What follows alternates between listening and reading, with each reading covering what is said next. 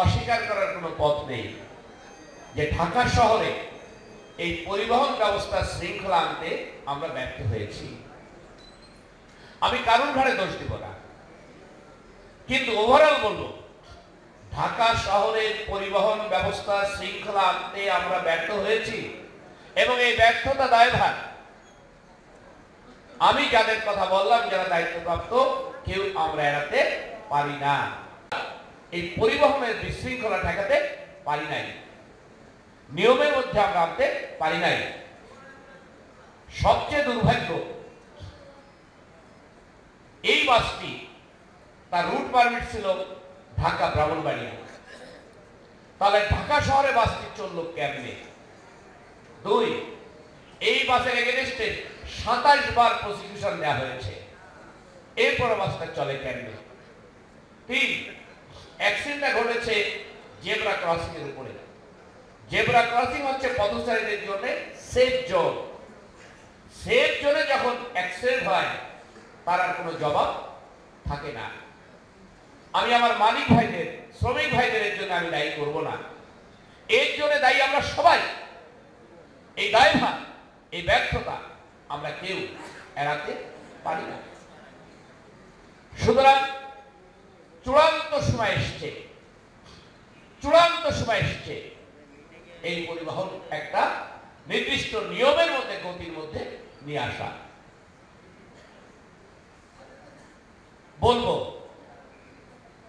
এই দুর্ঘটনা, এই দুরবস্থা, এই বিশৃঙ্খলা যিনি প্রথম দায়ী হলো ঢাকা শহরের এই বাসগুলো চুক্তি ভিত্তিক চলে।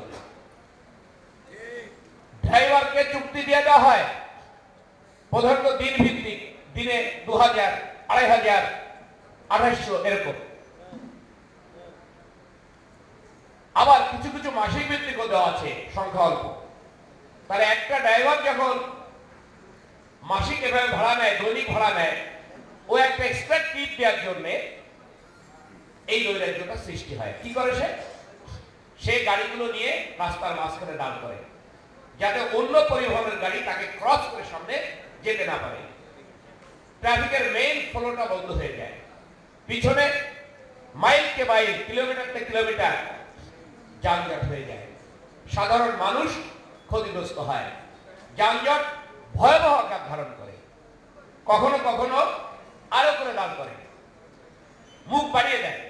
আমরা যখন রাস্তায় যাই আমরা দেখি যে তার সামনে সে কোনো গাড়িকে যেতে দেবে না, আটকে রাখবে, কারণ সে বেশি প্যাসেঞ্জার নেওয়ার চেষ্টা করে, বেশি লাভ নেওয়ার চেষ্টা করে, একটা বেশি টিপ দেওয়ার চেষ্টা করে।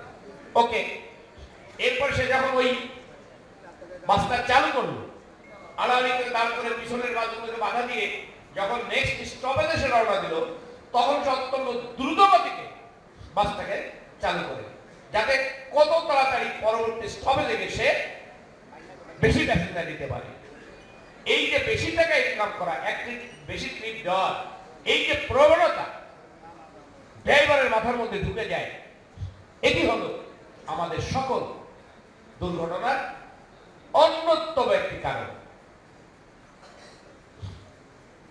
আমি বাস মালিক সমিতির নেতৃবৃন্দ আছেন, খন্দকারী রায়তুল্লাহ আছেন, আমাদের শ্রমিক নেতৃবৃন্দ আছেন, আমাদের শ্রদ্ধেয় উসমান ভাই আছেন। আমি বিনীতভাবে অনুরোধ করব ইমিডিয়েটলি এই চুক্তি ভিত্তিক নিয়োগে বাস চালানো বন্ধ করেন, তাই না হলে এটা বন্ধ করেন। এইটা যদি না হয় এই পরিবহন সেক্টরের সুনাম রক্ষা করা যাবে না। পরিবহন আমাদের লাগবে, পরিবহন আমাদের লাগবে, শ্রমিক আমাদের লাগবে, ড্রাইভার আমাদের লাগবে, কারণ আমাদের রাস্তায় চলাচল করতে হবে।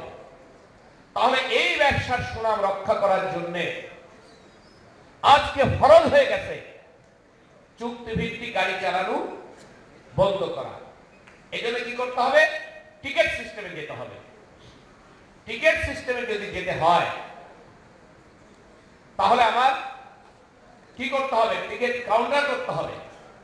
আমি আজকে এই সভায় মালিক এবং শ্রমিকদের সামনে ব্যক্তিগতভাবে বলতে চাই, প্রত্যেকটি বাস স্টপেজে আপনারা টিকিট কাউন্টার চালু করে টিকিট করে বাসে লোক উঠান, এই ড্রাইভারকে আর আপনারা চুক্তিভিত্তিক লোক দিবেন না। আমরা ঢাকা মেট্রোপলিটন পুলিশ আপনাদের পাশে থাকবো। মেয়রদের সাথে কথা বলেন, চলেন আমি যাব। মাননীয় প্রধানমন্ত্রী দপ্তরে মুখ্য সমন্বয়ক দায়িত্ব পালন করছেন, চলেন যাব, যে আমাদের টিকিট করার ব্যবস্থা করে দেন। আমরা যদি মালিকরা টিকিট করে প্যাসেঞ্জার উঠাতে পারি, তাহলে ড্রাইভারকে চুক্তিভিত্তিক নিয়োগ দেওয়ার দরকার হবে না, চুক্তিভিত্তিক ভাড়া দেওয়ার প্রয়োজন হবে না। এটাই কিন্তু আমার শৃঙ্খলা অনেকটা ফিরে আসবে। দ্বিতীয়, লক্কর ঝক্কর মার্কা বাস, রং চলতে গেছে, এইবার চলে। আমরা কিন্তু একটু আন্তরিক হলে এই বাসগুলোকে রং করে সুন্দর করে চালাতে পারি। বাসের ভিতরে ঢোকা যায় না, গন্ধ, দুর্গন্ধ। আমরা একটু চেষ্টা করলে, আন্তরিকতা থাকলে বাসের ভিতরটা পরিষ্কার করে আমরা যাত্রীদের তুলতে পারি। এর জন্য কি পয়সা লাগে? খুব না, এর জন্য লাগে আন্তরিকতা, মাইন্ড সেটআপটা চেঞ্জ লাগে। আজকে আমি বাস মালিক ভাইদেরকে বিভিন্নভাবে অনুরোধ করব, দয়া করে আপনারা এই রং চটা, এই ধরনের বাস ঢাকা শহরে চালাবেন না।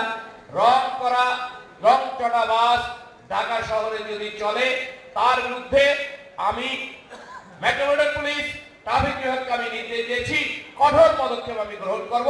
অনেক ছাড় দিয়েছি, আর ছাড় নয়, আর ছাড় নয়, এটা ব্যবস্থা নিব। মালিক ভাইদের সাথে আমার কথা হয়েছে, যেগুলো মডেল আউট গাড়ি, এটা নির্দিষ্ট করে দেওয়া আছে ঢাকা মেট্রোপলিটন পুলিশে কত বছর একটা গাড়ি লাইফ টাইম। এই যারা মডেল আউট হয়ে গেছে 5 বছর 7 বছর আগে, এই গাড়ি ঢাকা শহরে চলবে না। অলরেডি আমি মালিক সমিতির সম্মানিত সভাপতি খন্দকার নেতুল্লাহ সাহেবের সাথে কথা বলেছি, উনি এই মাইকে এখানে ঘোষণা দিয়েছেন, আজ থেকে যেগুলো মডেল আউট গাড়ি, ফিটনেসহীন গাড়ি, এই গাড়ির বিরুদ্ধে অভিযান জোরদার করার আমি ঘোষণা দিচ্ছি। ঢাকা শহরে এই ধরনের মডেল আউট গাড়ি চলতে দেওয়া হবে না, হবে না। প্রয়োজনে যেগুলো একেবারেই লক্কর ঝক্কর, একেবারেই মডেল আউট, ফিটনেস একেবারেই নাই, এইগুলোকে ধরে 2-1 টাকা স্ক্র্যাপ করবেন, দৃষ্টান্ত স্থাপন করেন, তাহলে জনগণ আস্থা পাবে, যাত্রীরা আস্থা পাবে এবং এই নৈরাজ্য কমে আসবে। আমি ড্রাইভার ভাইদের বলবো, দয়া করে প্রতিযোগিতা করে রাস্তায় গাড়ি চালায়ে দুর্ঘটনা ঘটাবেন না। রাস্তার বাম পাশ ঘেঁষে আপনি দাঁড়ান, রাস্তার উপরে আলো করে বাস দাঁড় করে পিছনের গাড়িকে বাধা দিবেন না। স্টপেজ, আমরা রোড মার্কিং দিয়েছি, বাস স্টপ, স্টপেজ লাইনের আগে আপনি গাড়িটা দাঁড় করুন, জেব্রা ক্রসিং এর আগে আপনি গাড়িটা দাঁড় করুন, পথচারী পারাপার হতে দিন। যদি এটা আপনারা না করেন, তাহলে এখন থেকে যারা রাস্তার মাঝখানে গাড়ি দাঁড় করে দাঁড় করে পিছনের গাড়িকে বাধা দেবেন, এই গাড়িকে আমরা রেকারিং করে ডাম্পিং এ নিয়ে যাব। এই ব্যাপারে আমি জোর ঘোষণা দিচ্ছি, এই ব্যাপারে আপনাদের সহযোগিতা চাচ্ছি। কারণ এইভাবে একটা অ্যাক্সিডেন্ট হবে, মালিকরা কাঠগড়ায় দাঁড়াবে, শ্রমিক কাঠগড়ায় দাঁড়াবে, আমরা কাঠগড়ায় দাঁড়াবো, এটা হতে পারে না, এটা কাম্য হতে পারে না। সুতরাং এই অবস্থার পরিবর্তন আমাদের দরকার। আমরা বলেছি যেখানে সেখানে বাস থামাবে না। কেন থামান? প্যাসেঞ্জার নামতে চায়। আপনি যদি বাসের দরজাটা লক করে দেন এক স্টপেজ আর স্টপেজ, তাহলে প্যাসেঞ্জার কিভাবে নামতে চাইবে? আপনি নামাবেন কেন?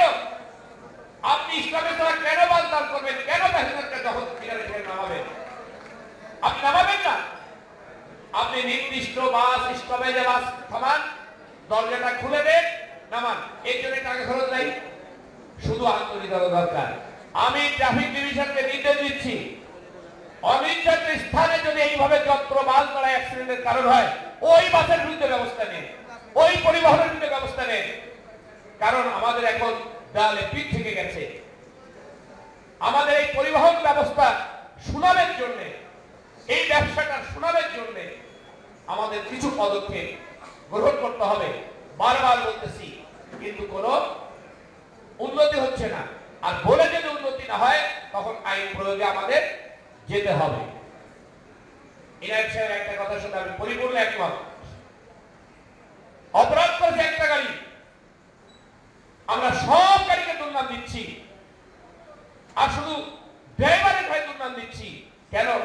রাস্তার পরে যাত্রী যখন ফুটওভার ব্রিজ ব্যবহার না করে, জেব্রা ক্রসিং ব্যবহার না করে, কানে এয়ারফোন ঢুকাইয়ে মোবাইলে কথা বলতে বলতে জীবনের ঝুঁকি নিয়ে পার হচ্ছে, তাদেরও দায়িত্ব নিতে হবে।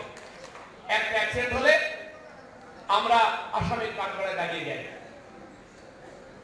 জবাব দিতে পারি না, কিন্তু এটা পরিবর্তন হওয়া দরকার।